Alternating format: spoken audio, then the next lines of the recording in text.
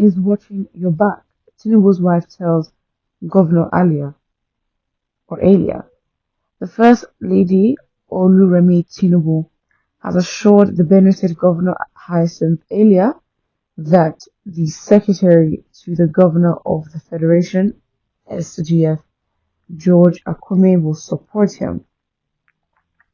Nigeria News made a report that Tinubu's wife made this known on Wednesday while speaking at Akume's 70th birthday celebration in the Wanuni area of Benue State.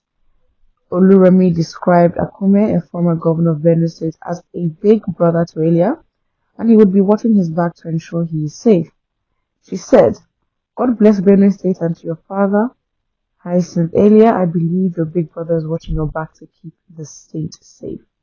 Meanwhile, Hyacinth Elia has declared that there is no form of rift between himself and the SGF, George Akume, who is also a former governor of the state.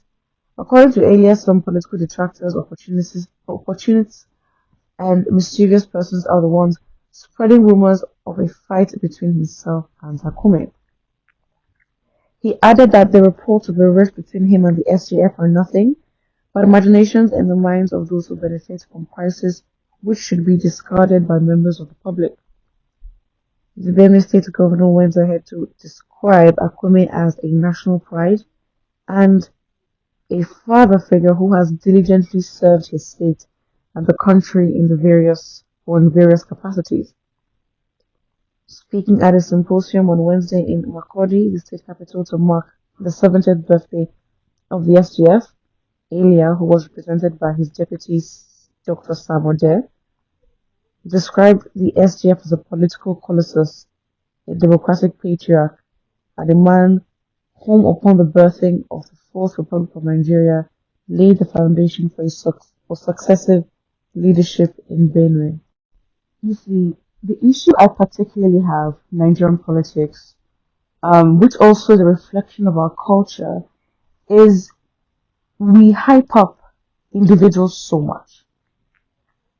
It's so bad that even in the face of criticism, when we know someone is doing bad, because of their status and because of what they represent, everyone is mute, which I think, honestly, is a load of bullcrap. Why? Because towards the end of the reading, yes, this, man is being described with, these are strong words, except we lack integrity, because obviously we do.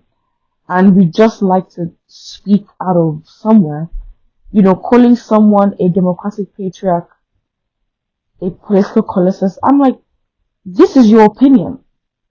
And at the end of the day, yes, you cannot argue with someone's opinion, but when you are in a public office and you're saying things about someone where, okay, can the people of Benue State say the exact same thing? That's the issue.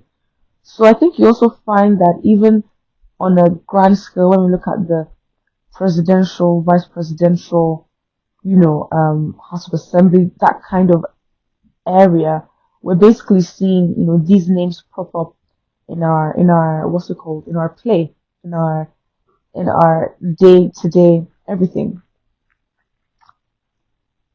But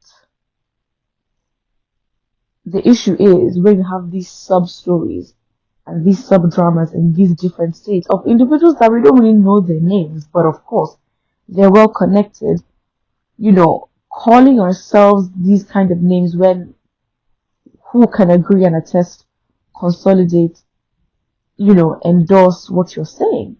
And I think it's a very big problem because who has heard of this guy?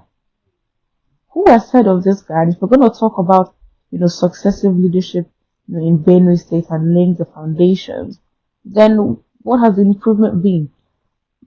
I make this point to say that if your system is shit, there is nothing you can do about it.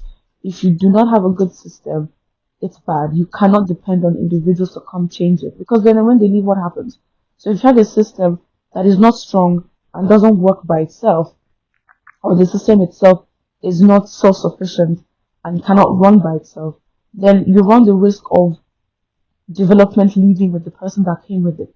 And that's absolute, bullcrap. And so if we keep hyping up individuals just because and giving them names and calling them these words and all that, and they don't do anything to back it, or the people can't even agree that this is what you're calling someone, then there's nothing.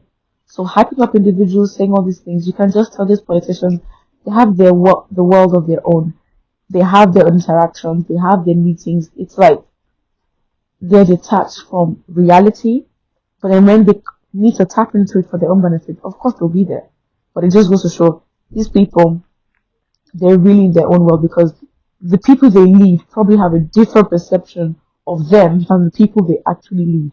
Very interesting. We can look at the comment section at the moment. Well, sin is the same with the forbidden fruit in the Garden of Eden. It, it will not only poison you, but also barricade you from heaven on the last day. I don't know how this relates for Nigerians. Anyways, this is a big statement, but Benue will compare their state in 8 years to Akume in 8 years' time to come. We love our leaders. Now, an interesting comment is what concerns Tinubu's wife is whether a governor is safe or not.